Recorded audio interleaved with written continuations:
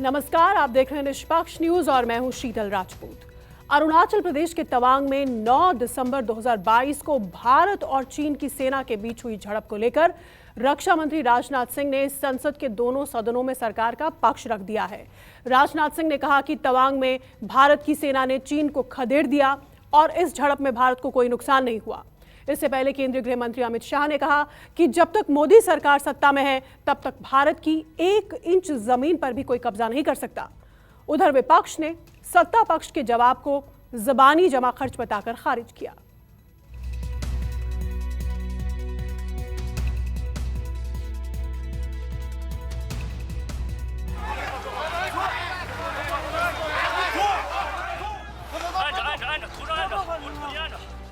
China के इस प्रयास का हमारी सेना ने दृढ़ता के साथ सामना किया है। अध्यक्ष महोदय, प्रश्नकाल को विपक्ष के द्वारा चलने नहीं दिया गया तो छोड़ दे रक्षा मंत्री और कुर्सी और गृह मंत्री को दोनों कुर्सी दे दिया जाए। हमारे डिफेंस मिनिस्टर ने दिया और जल्दी चले गए। तवांग में चीनी सैनिकों की गुस्ताखी चीन पर भारी पड़ गई। भारतीय सैनिकों की जांबाजी ने दुश्मन को दुम दबाकर भागने पर मजबूर कर दिया। लेकिन विपक्ष ने सवाल किया कि 9 दिसंबर 2022 की घटना 12 दिसंबर तक क्यों नहीं बताई गई।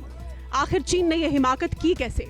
रक्षा मंत्री राजनाथ सिंह ने संसद में बयान दिया, पहले लोकसभा फिर राज्यसभा में विपक्ष के सवालों का जवाब दिया। 2022 को पीएलए ट्रुप्स ने तवांग सेक्टर के यांगसे एरिया में लाइन ऑफ एक्चुअल कंट्रोल पर अतिक्रमण कर स्टेटस को एक तरफा बदलने का प्रयास किया। चाइना के इस प्रयास का हमारी सेना ने दृढ़ता के साथ सामना किया है। अध्यक्ष महोदय, और इस फेस ऑफ में हाथापाई भी हुई है। भारतीय सेना ने बहादुरी से पीएलए को हमारी टेरिटरी में अतिक्रमण करने से रोका और उन्हें उनकी पोस्ट पर वापस जाने के लिए मजबूर कर दिया। अध्यक्ष महोदय, इस झड़प में दोनों ओर के कुछ सैनिकों को चोटें भी आई हैं और मैं इस सदन को अवगत कराना चाहता हूं कि हमारे किसी भी सैनिक की न तो मृत्यु हुई है और न ही कोई गंभीर रूप से घायल हुआ है। 9 दिसंबर 2022 को चाइनीज पीएलए ट्रुप्स ने तवांग सेक्टर के यांगसे एरिया में लाइन ऑफ एक्चुअल कंट्रोल पर अतिक्रमण कर स्टेटस को एक तरफा बदलने का प्रयास किया। चाइना के इस प्रयास का हमारी सेना ने दृढ़ता के साथ सामना किया। और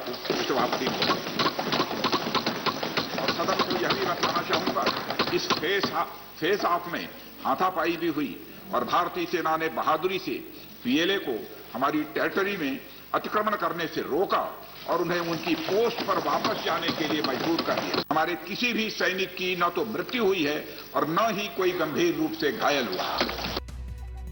लेकिन रक्षा मंत्री राजनाथ सिंह के बयान से विपक्ष संतुष्ट नहीं हुआ। विपक्षी सांसद पीएम मोदी के बयान की मांग को लेकर नारेबाजी करने लगे।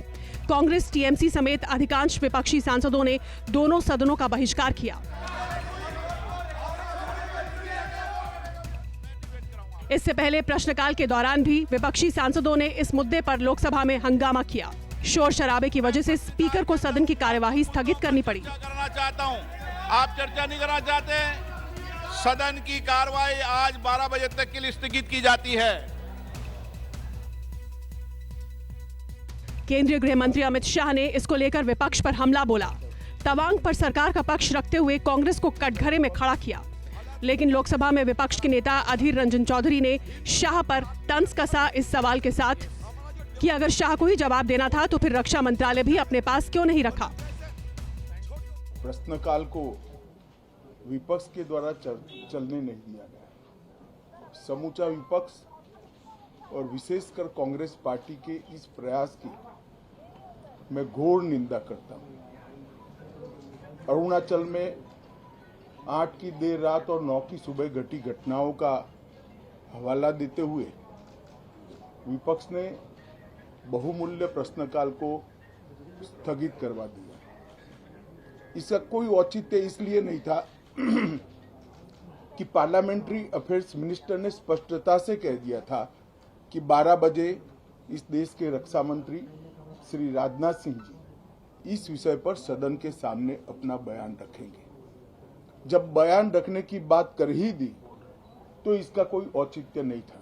हिंदुस्तान के रक्षा मंत्री अरुणाचल प्रदेश की तवांग में हुई चीनी और भारत की फौजों के बीच जो झड़प इस मुद्दे पे, इस संदर्भ पे बयान देगी, तो उसके पहले किस हैसियत से गृह मंत्री कह सकते कुछ नहीं हुआ, ये हुआ, वो नहीं हुआ? मतलब क्या गृह मंत्री वो खुद क्या रक्षा मंत्री है?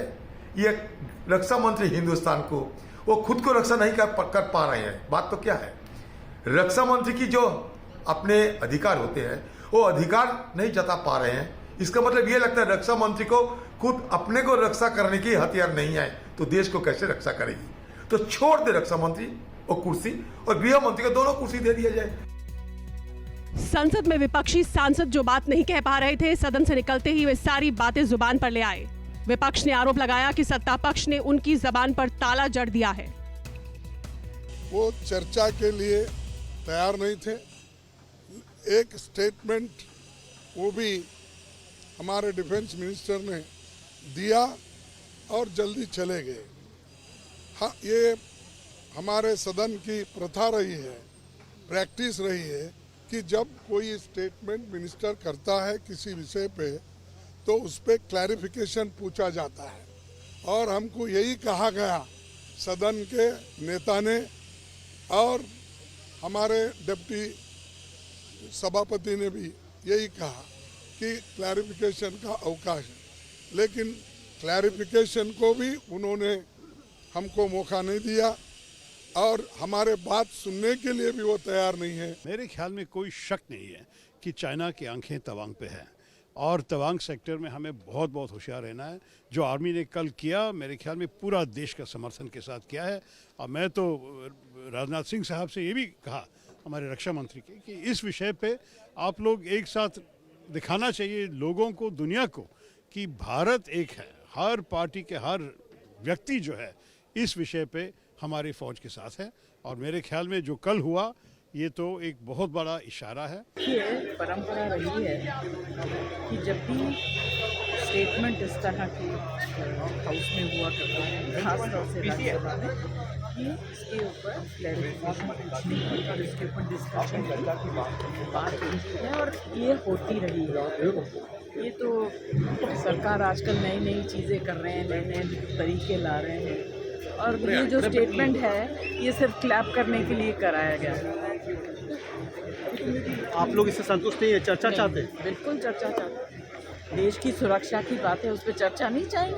ये देखिए, सवाल ये नहीं है, सवाल ये है कि देश के प्रधानमंत्री पॉलिटिकल लीडरशिप दिखाने में सरासर नाकाम साबित हो रहे हैं।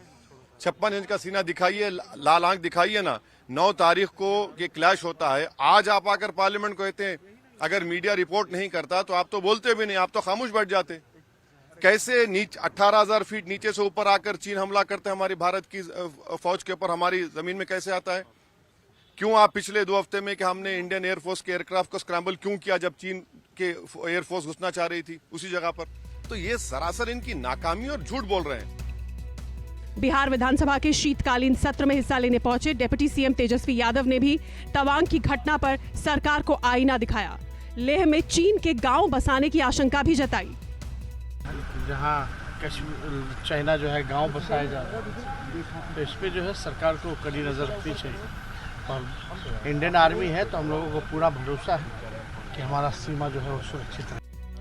अरुणाचल प्रदेश के तवांग में भारतीय चौकी पर कब्जे की नाकाम कोशिश के बाद चीन अब सीनाजोरी करने की कोशिश में है। चीनी सेना ने बयान जारी कर आरोप लगाया कि भारतीय सेना ने अवैध रूप से वास्तविक नियंत्रण रेखा यानी लाइन ऑफ एक्चुअल कंट्रोल को पार किया था। भारतीय सैनिकों को उकसाने वाली चीनी सेना अब भारतीय सैनिकों से ही शांति की अपील कर रही है। हालांकि चीन के हवाई खतरे को देखते हुए भारत ने पूरे पूर्वोत्तर में सुखोई 30 MKI फाइटर जेट्स को तैनात कर रखा है। कुमार गौरव और प्रशांत देव के साथ रमन कुमार, दिल्ली, न्यूज़ 24।